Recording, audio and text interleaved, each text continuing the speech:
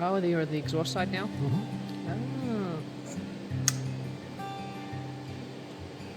Okay, so today we are working on a set of 911 SC heads, getting ready for the next engine case that will be coming back from the machine shop. So I am just boring off the top of all of my valve guides so I can drive out my valve guides and start doing some more in-depth cleaning and prep for reassembly.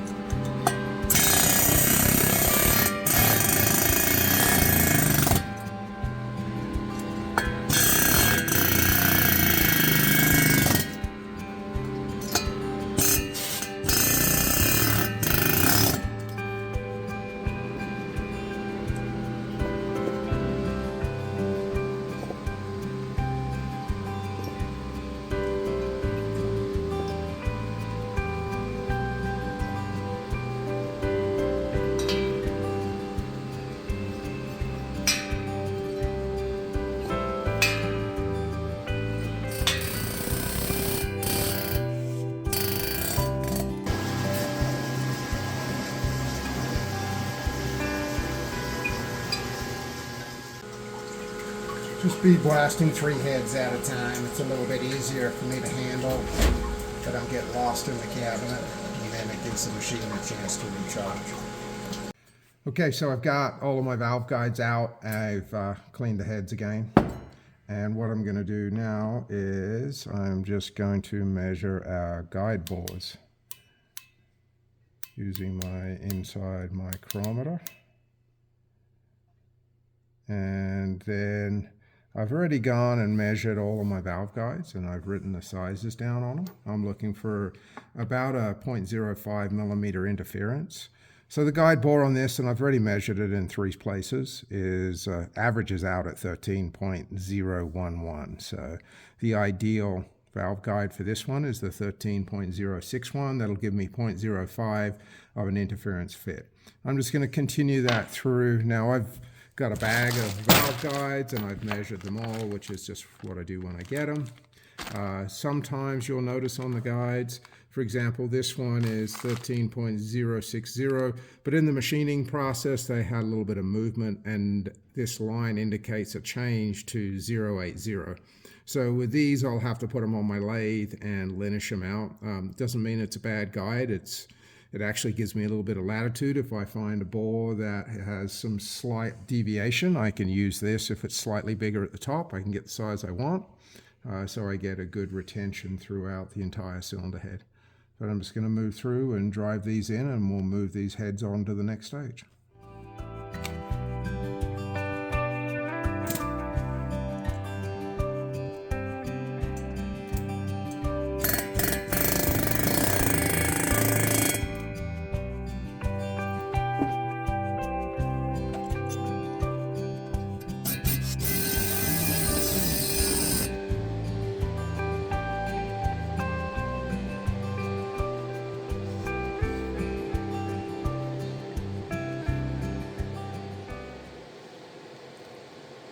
Okay, so just dialed in on the valve seat, and we're going to bore the valve guide because once we push in a new valve guide, we've got to ream it to size, and I want to make sure that it is centered on the valve seat. It makes it quicker to cut your valve seat. If you have an offset, then you end up having to cut a lot out of the seat, which we don't want to do. We want to take as little as possible. So now I'm centered on the seat. I'm going to bore my valve guide.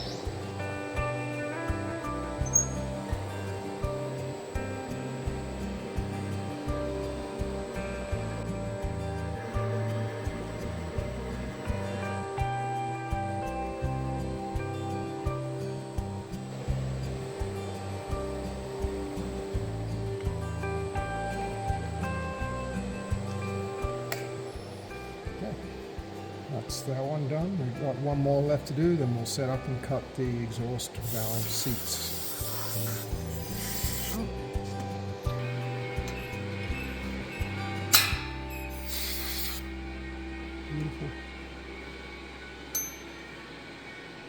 Sweet. Very nice pattern. Right where I want it. Looks great all the way around. Awesome. Okay, I'm just coming up to my last valve seat to cut on the exhaust side, and then we're ready to move on to the intake side. So the guides have been reamed and honed on the exhaust side, seats cut, ready to go.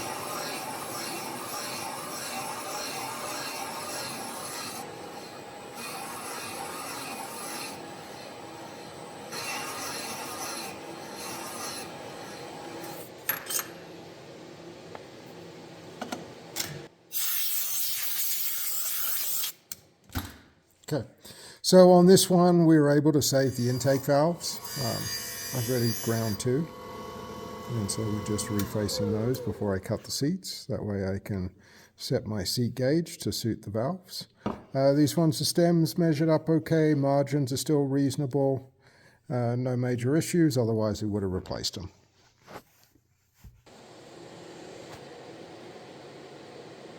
Okay, just like the exhaust side, we're going to dial in on the seat on the intake sides. And then we'll ream the guide and then come back through and cut our seats.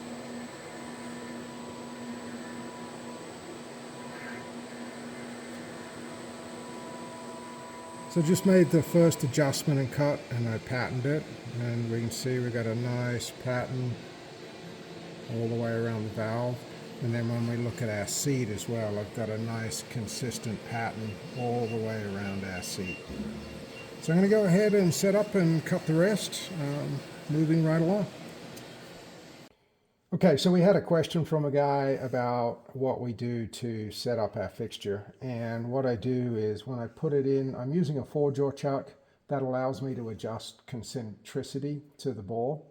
But I also do a run out adjustment, and what I'm looking for is right around 0.005, 0.01 of a millimeter, no more than that, which we are pretty much there. We've got some chatter from the dial gauge as it comes across. And then periodically what I'll do with the fixture is it does get a little beat up as we bolt heads to it. So when I get a situation, which I just had, where my dial gauge was moving in and out in various places and wasn't acting like it should do, is I'll take a 0.1 of a millimeter pass, which I just did, to clean up our face. So that's what we do to zero our fixture. Okay, so we're set up in our cylinder head jig. I've zeroed my DRO so I know how much I'm taking off of each head. So far I've cut 2, everything's going really well, so we're just going to set up and cut this next one. The reason why we're doing that is we have some CE ring chatter. It's not huge on these heads. One head is bad enough to cause all of them to be cut. You can't just cut one head and not the other. We're taking off 0.25 of a millimeter, and we want to make sure that all of our heads are in plus minus 0.05 of a millimeter to ensure that our head gasket seal and our cam box seals and doesn't leak.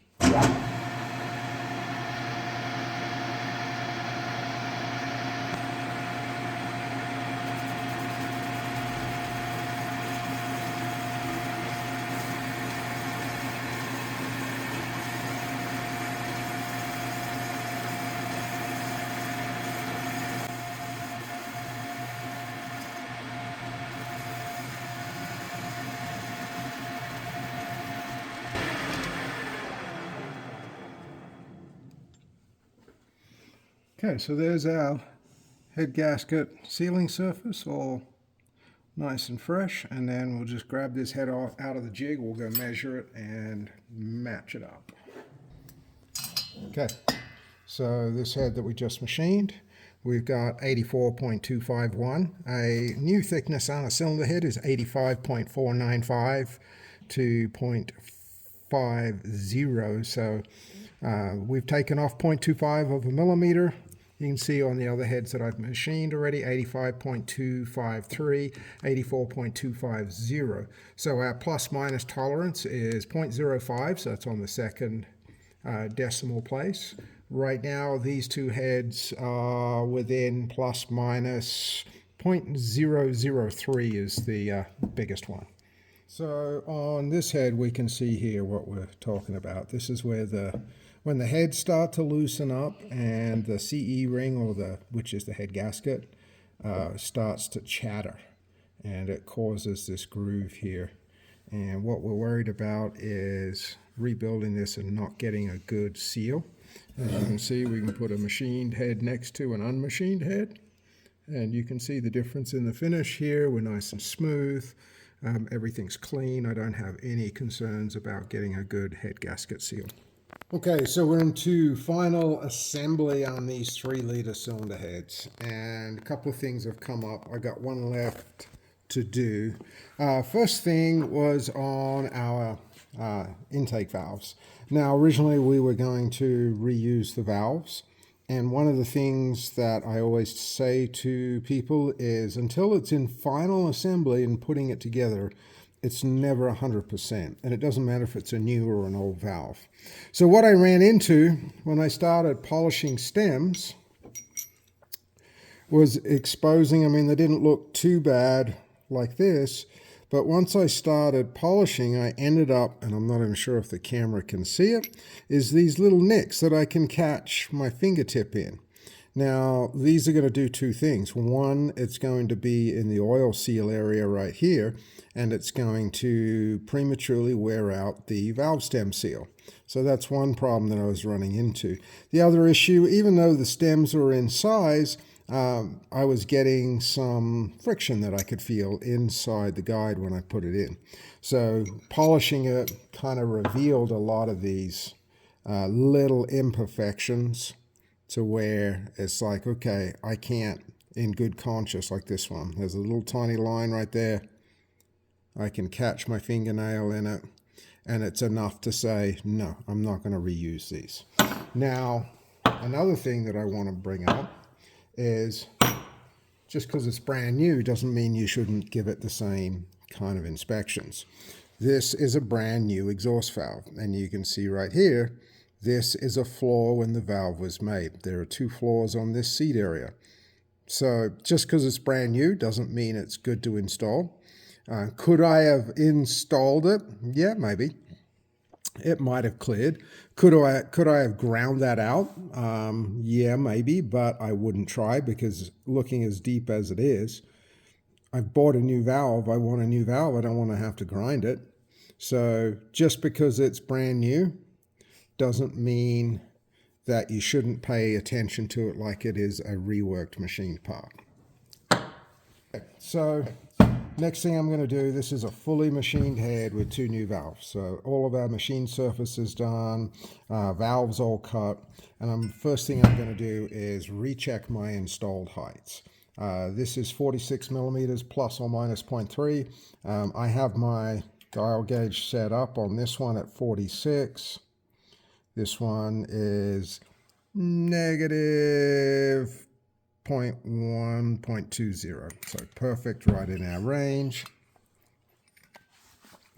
This one is coming up with 0.01, so pretty much right on our 46 millimeter installed heights. So first step, making sure that that's good. Once I know and I've confirmed that my seats, it hasn't uncovered another problem, next thing I'm going to do is my shim packs. Now, I already have a shim pack number that I start with. Throw that in there. Seats on. I'm going to use our P010.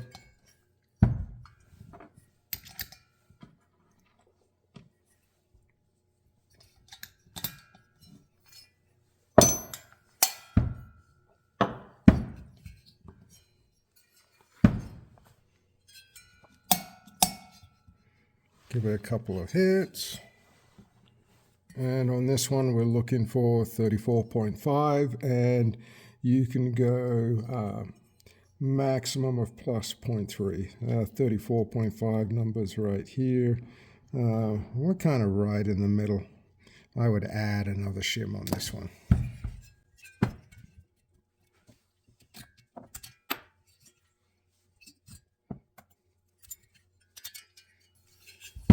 Okay, next thing, valve stem seal. I want to lubricate it. Also want to lubricate the guide top and a little shot down the guide.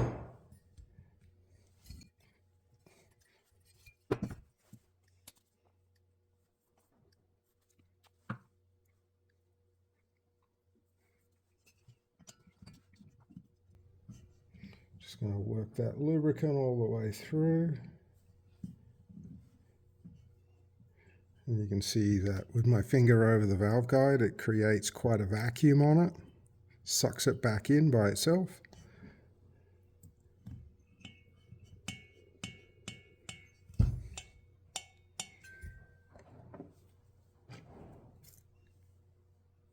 Sure our spring is orientated correctly.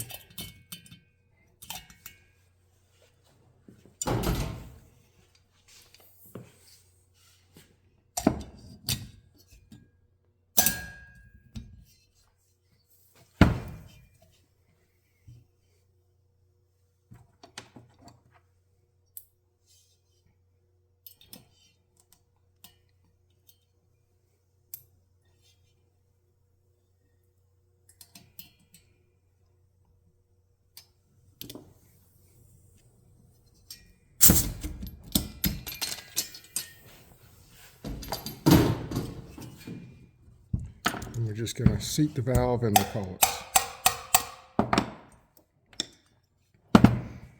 And I'm just going to do the same for the exhaust. So I got the exhaust side in. We're perfect on 34.5. So my original shim pack was good.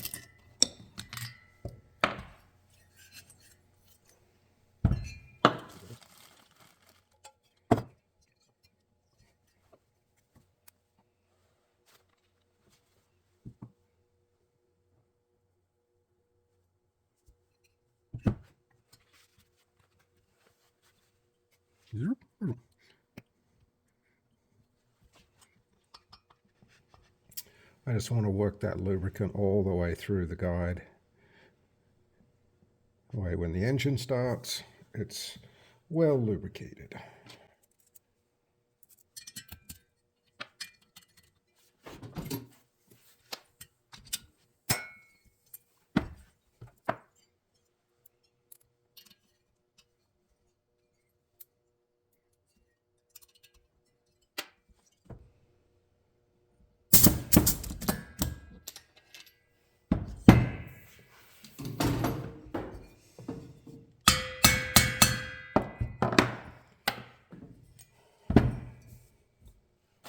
Okay, the last thing that I need to do is I'm going to mark our cylinder heads.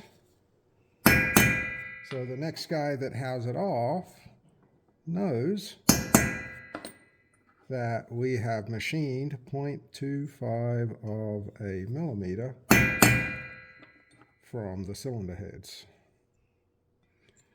Now, even when I see these marks, I don't believe it, and I always remeasure it, but at least it gives them a heads up. The last set of heads we did were a set of 930 heads, and they'd actually been machined 0.50. So I X'd it out and remarked it, even though they were stamped negative 10 thousandths, which is 0.25, and remarked them as negative 0.50.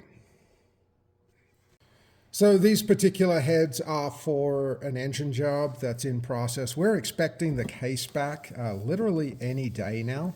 I like to get the heads all done. That way when I get the case back, I can go back in and start doing all of my calculations for compression and installed heights and shim packs. As soon as I know what the case ended up having to be machined to correct the tunnel issues, this way it also allows me to just keep going with assembly work on the engine. If I can get as much of this work done before the case gets back, it just saves time on the engine stand and keeps the job moving through our shop as quickly and smoothly as possible.